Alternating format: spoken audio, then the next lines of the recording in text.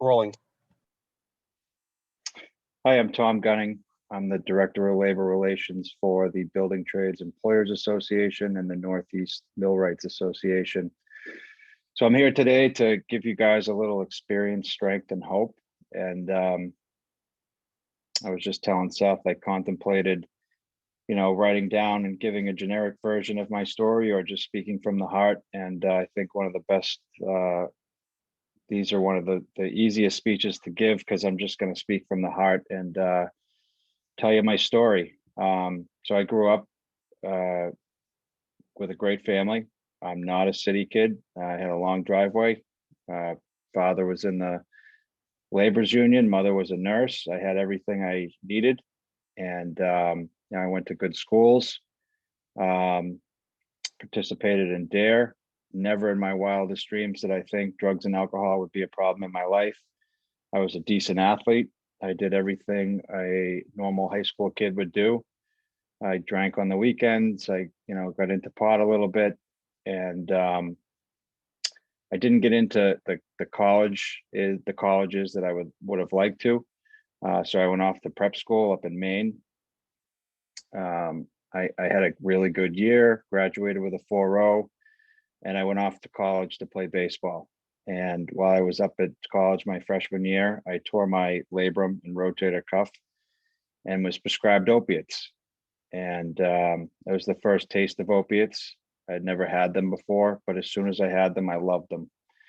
And I was hooked immediately, but I just couldn't come forward and tell anybody because I was afraid of what people would think of me.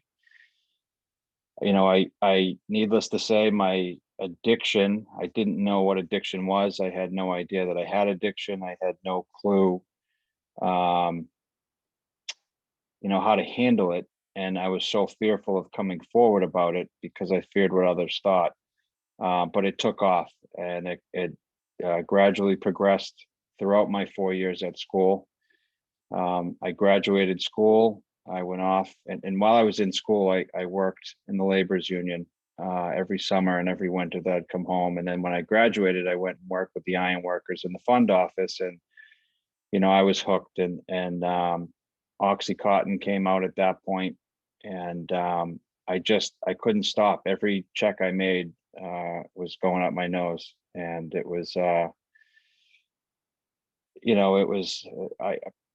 was brutal. It was brutal. And I tried numerous ways to get sober. Every time I really meant it.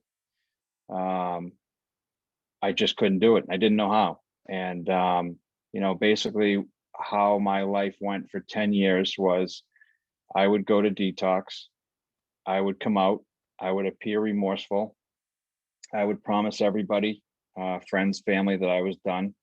I would swear up and down the river that I'll never do that again. And I really meant it. I didn't want to do it. I wanted to put these things down.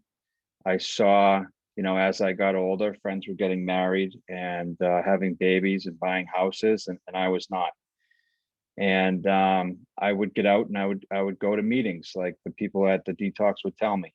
And I would usually sit in the back row because I couldn't have anybody at a meeting see me. I could not admit I was an alcoholic.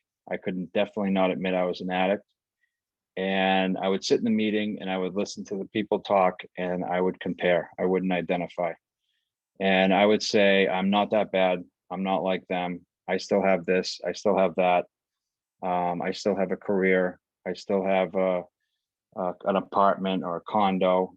And I still have a car and, all these things. I would compare. I wouldn't identify.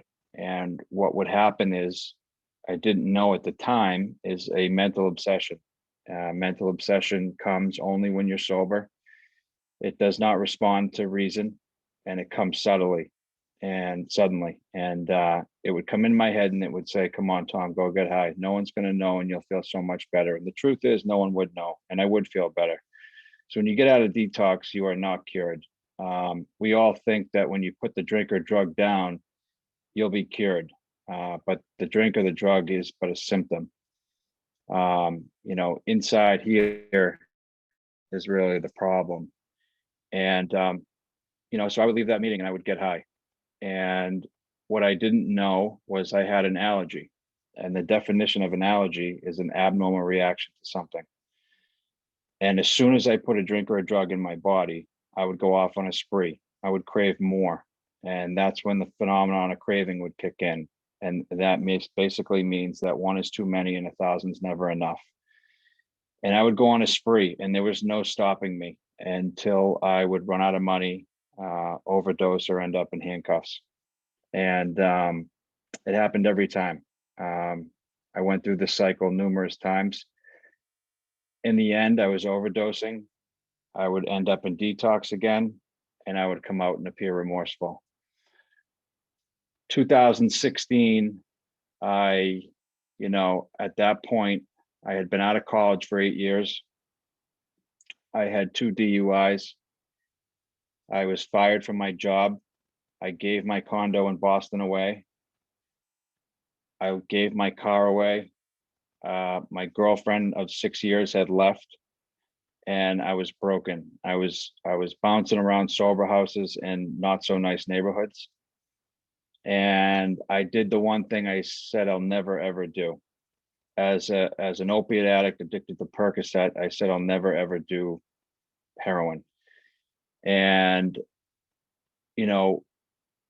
with Percocets, I would get energy through the roof. That's why I liked them so much. They made me feel on top of the world. They gave me confidence. It was the best thing I had ever had. And I didn't need anything else. I could do anything on these drugs. I always compare my Percocet use to the movie with Bradley Cooper when I can't think of the name of it, but he takes the pill and he's on top of the world. He's smart. And when he doesn't have it, he's sick as a dog. And, that's how it was for me. It was the best thing I'd ever had. And I said, I'll never do heroin because I saw these kids out there. They look like bobblehead dolls, and I didn't want to be like that. And if I did do it, then people would definitely know that I was on something. At least with Percocets, they wouldn't know. And 2016, I did what I said I would never do. And I probably did it about a handful of times, and I had overdosed twice. And like a good alcoholic and an addict, after the first overdose, I said, I'll never do that again. It was one of the scariest things that's ever happened to me. I didn't tell a soul what had happened to me. I went to the hospital. I sat in the hospital for 6 hours. I was Narcan 2 times. And I had somebody from the sober house I was living in pick me up from the hospital. It was the only person that knew. And I went back to that sober house. I beat the drug test as I always did. And I didn't tell a soul. And I said, I'll never do that again. And, like I always did, I thought this time's going to be different. And, I always thought I could do this on my own. I always thought I could just go to meetings and that mental obsession would go away. That voice in my head would just stop one day. It never did. And 2 weeks later, I found myself doing it again. And this time I said, I'll just do little tiny lines and I'll spread them out throughout the day. And about 6 o'clock, I was found dead in the sober house in my room. And this is where I think the grace of God comes into my life, because for whatever reason, I didn't lock my door. And they found me dead on the floor. I was given 3 Narcan. I woke up on a stretcher with 25 kids around me yelling, "Come on, Tom, come on, Tom." I had thrown up blood everywhere. I had acute asphyxiation. So I was suffocating on my own bodily fluids. I was rushed to the hospital. And what I had done was fentanyl. See, the thing with back then in 2016 and prior, with Percocets, I knew I was getting a Percocet. With the fentanyl or the heroin, I had no idea what I was getting. And I didn't care. I was so addicted. I just wanted that feeling. So what I did was heroin, and what it had done was shut my respiratory system down. And my body literally forgot how to breathe again. And I was rushed up to Beth Israel Hospital in Boston, and I was placed in the ICU on a breathing machine for 8 days. where I literally had to do breathing exercises and relearn how to breathe again with the doctors. I, again, thought that I got this, I can do this on my own. And the employee assistance program that I had been affiliated with that had helped me out throughout my addiction, you know, they were there for me again, and they told me they were going to send me to this house in New Hampshire. I didn't want to go to the house in New Hampshire. It was a AA house. It was a 12-step house. They talked about God. For years, that wasn't going to work for me. I never tried it. I just had this notion in my head that that was not going to work for me. And I get up to this house, and I did what I did in college. I asked the kid next to me what to write down on a piece of paper, and I handed it in. And that's not how you take a good look in the mirror at yourself and find out what's going on with you from within. 10 days later, I was thrown out of that house for non-compliance and breaking the rules. And I was left at a bus station in New Hampshire with absolutely nothing, no phone, no wallet, a bag of clothes. And I called my family because they were always there for me. And, again, like I said, at this point, I had given everything away. I had a career in the construction industry on the management side. I was representing contractors. I was negotiating contracts. I gave that away. I was fired. I had a loving family. I had a girlfriend of 6 years. I had a condo in Boston. I had a nice car. I gave that all away to get high. And I found myself at a bus station in New Hampshire with a bag of clothes, calling my parents and my 4 brothers and sisters for help. And everyone picked up the phone and said, "We're done. You want to be an addict, go be an addict." And they hung up the phone. And for the first time in my life, I had nobody there. I was broken. Opiates brought me to my knees, and I didn't know what to do. And the one guy that had always been there for me at the employee assistance program, I called him up, and thankfully the bus station allowed me to use their office phones because I didn't have money for the payphone. And I called him up and I said, "What are we going to do?" And he looked, he didn't look, he answered me on the phone and he said, "What are you going to do? It's not a we problem. This is a you problem." And for the first time, 10 years of being addicted, I had to really take a hard look in the mirror at that moment and realize that this was me. I did this. No one else forced anything down my throat or up my nose, or I did this. And as an alcoholic and an addict, we are master manipulators. So I manipulated somebody to get me a bus ticket back to Boston. For 6 weeks, I was homeless, and I would sleep on the beach in South Boston, or I would sleep on her couch when she was in a good mood. And the only thing that I saw these kids doing up at that rehab for 10 days, and they were happy, was asking a power greater than themselves for help. They asked the power greater than themselves to remove the desire to drink or drug from their mind, body, and soul. And I saw it working. It was the only thing I knew how to try that I did not want to try. And I was broken, hopeless. I had nothing left. And my way was not working. And it took me 10 years to get to this point, but I finally saw it. My way was not working. I had to try something else. And I gave it a shot. And for whatever reason, I call that higher power today, God, came through for me. And that desire to drink or drug started being lifted slowly but surely. I had to say that a prayer to myself probably 87 times a day, but it would go away. And after 6 weeks of being out there, I was going to go to a homeless shelter in Boston. At the last second, the guy from the EAP sent me to a sober house I had already been kicked out of. I continued to do the same thing that I was doing those last 6 weeks. I prayed and I went to an intense outpatient. After a month of that, they asked me if I wanted to go back to New Hampshire. I said, fine, I'll go do 30 days. I went to the house in New Hampshire, and they said I had to do 3 months. I said, I'll do 3 months and I'm out of here. I ended up staying 9 months. I went through a program of action. I found a power greater than myself. And I had 9 months of sobriety for the first time in my life. I was scared to leave that place. And I'll never forget the director said to me, Tom, orientation's over. Now it's time to put the principles you just practiced the last 9 months to use. And I ended up living up in New Hampshire for a year. I didn't want to do that. You know, what it comes down to is I basically did the things I didn't want to do, and I listened to the people I didn't want to listen to. And you know, after being an executive director or a director of labor relations for a trade association representing numerous contractors in New England, I got a get well job mowing lawns. I went back into the laborers union. I did 2 years there. And when I had 3 years of sobriety, the Building Trades Employers Association came back and asked me if I wanted to get my job back. And I was blown away. And I accepted the offer. I came back into the office. And, you know, today it's been a little over 5 years that I have not taken nothing stronger than an Advil.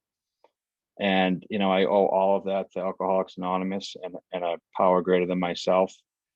And in 2019, we saw what Pennsylvania was doing for opioids recovery and it was mental health and substance use disorder. And we mirrored what they were doing in Boston. And we put on a building trades recovery week to help to save lives, because we saw that construction workers, union and non-union, were disproportionately impacted by substance use disorder. And we saw that it's very common for a construction worker to get hurt on the job. He goes to see the doctor. We all trust that guy in the lab coat. The doctor typically prescribes opioids for pain. And, you know, sooner than later, they and typically they don't tell you about the addictive nature of those pills. And sooner than later, that construction worker is addicted to those pills.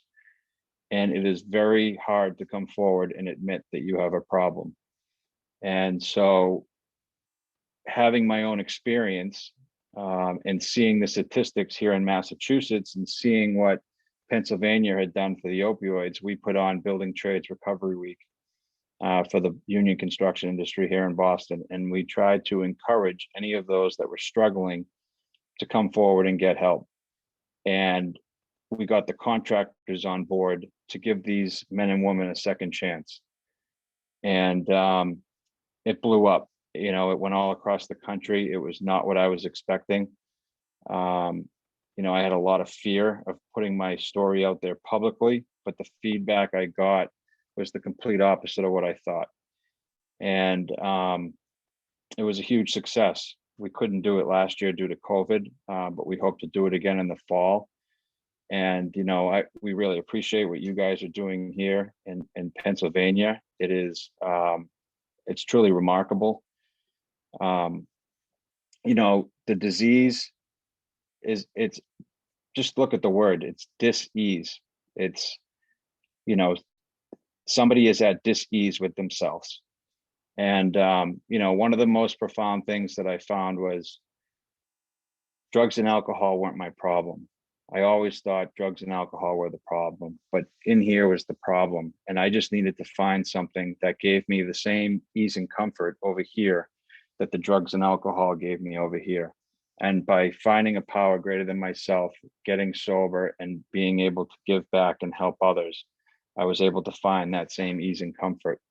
And, you know, that's what I try to do today is I go about my day every day the same way. I wake up, I pray. I try to help 3 people a day, whether that's carrying someone's groceries to their car or helping them cross the street or helping another alcoholic or an addict. You know, I try to get to a meeting every night and I hit my knees before I go to bed. And I thank God for giving me another day of sobriety if I get there. You know, it's one day at a time. recovery is always under construction, and it's definitely one of the hardest things I've ever done, but it's definitely one of the most rewarding. I can definitely tell you that the building trades industry is by far one of the most supportive industries that I've been around when it comes to mental health and substance use disorder. I don't know if I'd be here without their support. You know, they helped me tremendously from allowing me back into the laborers union, from, you know, offering me a position back on the management side. And, you know, I think the other thing to note here is, you know, this is the message in Boston and the message in Pennsylvania is the same, and it's coming from management, and it's to help people that are struggling, not hurt them. We're not penalizing anybody. You know, we're trying to rehabilitate them and get them back to work, you know, as safe as possible. And in the end, that helps everybody. You know, we have contractors up here in Boston who have crews of guys in sobriety now, and it's some of the most productive crews they have. So, you know, recovery works. You just gotta, you gotta live like no one else if you want to live like no one else. You know, you got to do the things you don't want to do, and you got to listen to the people you don't want to listen to get to the other side. And like I said before, by far one of the hardest things I've ever done, but definitely the most rewarding. Thank you.